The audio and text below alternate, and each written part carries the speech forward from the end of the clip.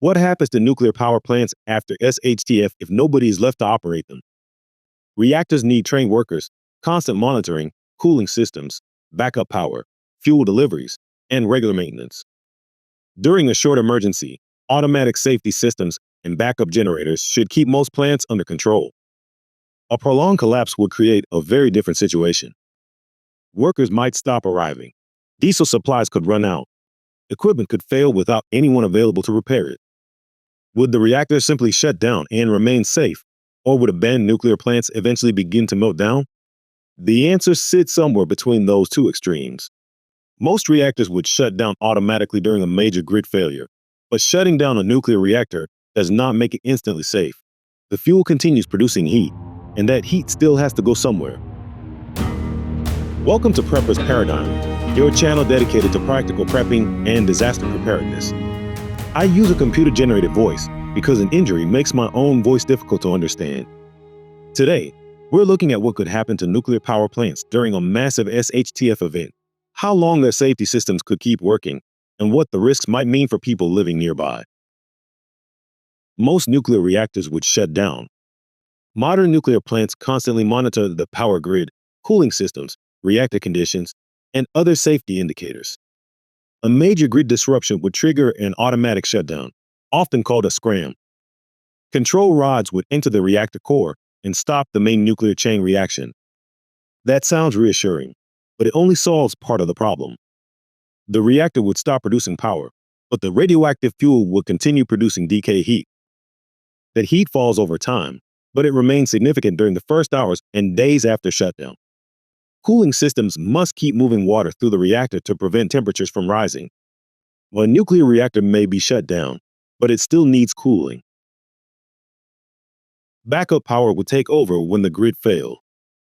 Nuclear plants typically have emergency diesel generators, battery systems, backup electrical connections, and portable equipment designed to keep critical systems running. A short blackout would probably not lead to a nuclear accident. The plant would shut down, generators would start, operators would monitor the reactor, and outside crews would work to restore the grid. The real danger would begin during a prolonged collapse. Diesel generators cannot run forever without fuel. Batteries cannot provide power indefinitely.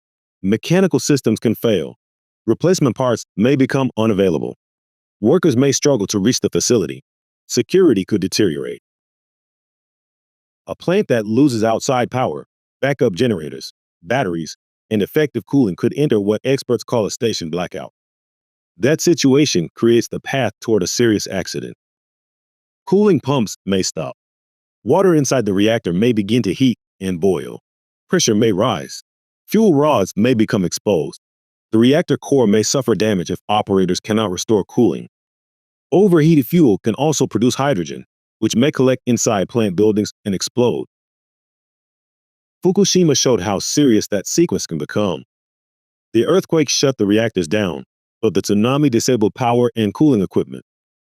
Decay heat remained. Cooling failed. 3 reactors suffered meltdowns, and hydrogen explosions damaged several buildings. A nuclear plant meltdown would not create a nuclear bomb-style explosion. Reactor fuel and nuclear weapons work in completely different ways. The real threats would include damaged fuel, hydrogen explosions, fires, contaminated water, and radioactive material escaping into the surrounding area. Spent nuclear fuel would create another concern. Used fuel normally remains underwater in spent fuel pools after removal from the reactor. The water cools the fuel and shields workers from radiation. Recently removed fuel produces more heat than older fuel. A loss of cooling will cause the pool water to warm and gradually evaporate. Operators could normally add more water using fixed systems, portable pumps, or emergency equipment. Long-term abandonment could allow water levels to fall far enough to expose the fuel. Dry-Cask Storage would generally present a lower immediate risk. Older spent fuel often moves into sealed steel containers surrounded by thick concrete. These casks rely mainly on natural airflow rather than power cooling pumps. Grid failure alone would not normally cause them to overheat quickly. Physical attack, severe flooding, fire, or long-term neglect could still damage them, but they would likely remain more stable than recently loaded spent fuel pools. Would every nuclear plant melt down during SHTF? No.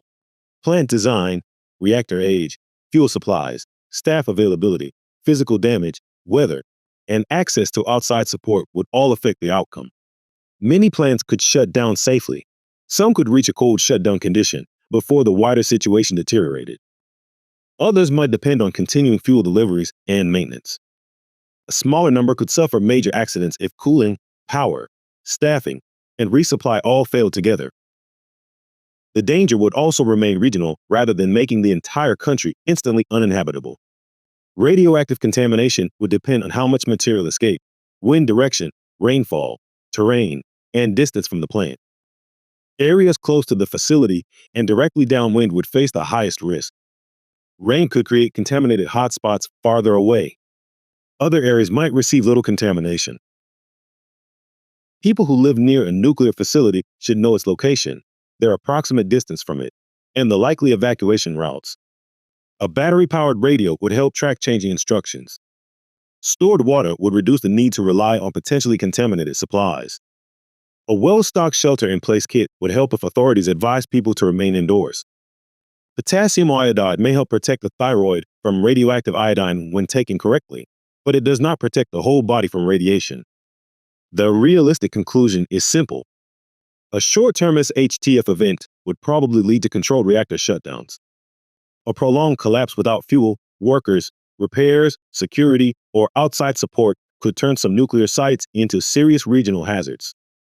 Nuclear plants would not all explode at once. It would not all remain safe forever either. Preparation starts with understanding the difference. Let me know in the comments how close you live to a nuclear facility.